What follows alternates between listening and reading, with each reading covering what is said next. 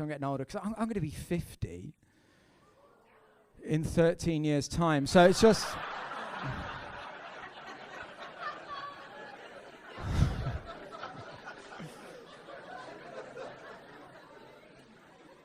And as I get older, I'm starting to I'm trying to sort of be better mental health wise. Like my partner, she does this thing to be in the moment. It's called a panic attack.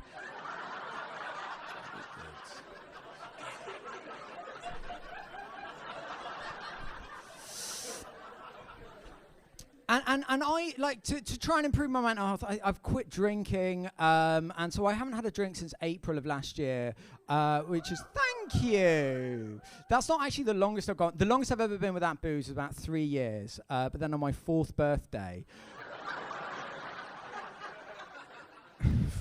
caned it, mate, right?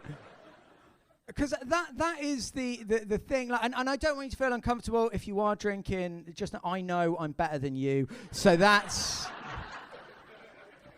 because we have a drinking culture in this country. That's what we call it, a drinking culture. There's nothing cultured about. I've never been to Wetherspoons at closing time and thought, well, look at these refined gentlemen, eh?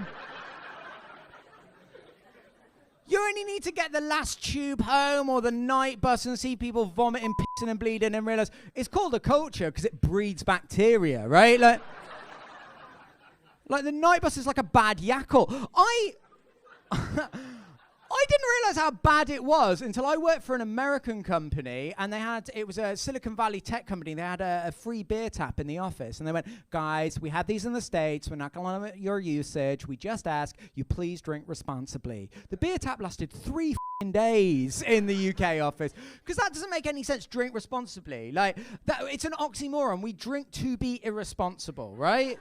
That's why we do it, isn't it? So responsible drinking is an oxymoron, like fun run.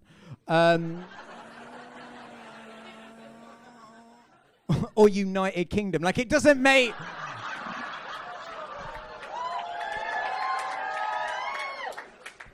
Because we love drunk people in this country. I think that's why Boris Johnson got elected. He just sounds like he's woken up in a bit like... That's why people hate Keir Starmer, because he seems too sober. Like, you know what I mean? Keir Starmer seems like a man that would have a bad trip on Gaviscon. You know what I mean? It's like, he's not fun.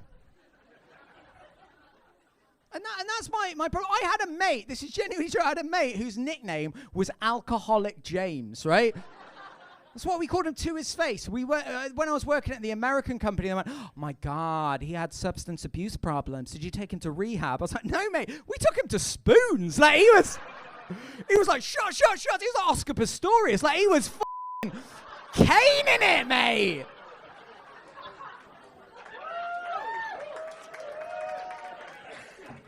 And here's the thing, this is the problem. I worry because there's essentially this idea that drunk people are fun. Drunk people aren't fun. Like, when you're sober around drunk people, you're basically an unpaid carer to people with voluntary learning difficulties. Like, it's because when you are sober, drunk people are the worst drivers. They are just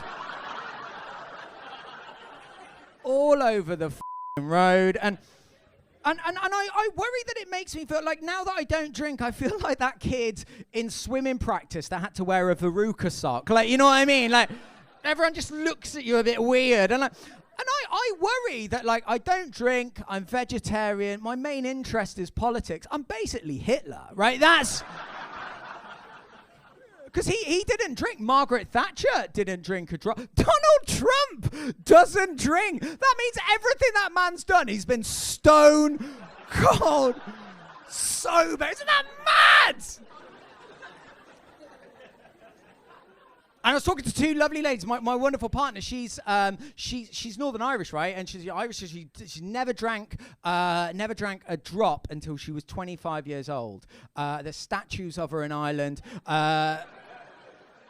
They teach about her in schools. And I said to her, babe, why did you... It's an interesting thing, because culturally we think of the Irish drinking quite a lot. And I said, how come you never drank alcohol? And she said, I never drank alcohol because I didn't like the taste. I said, babe, no one likes the taste. saying you drink alcohol for the taste is like saying you have a wank for the cardio. Like, you know what I mean? It's like a...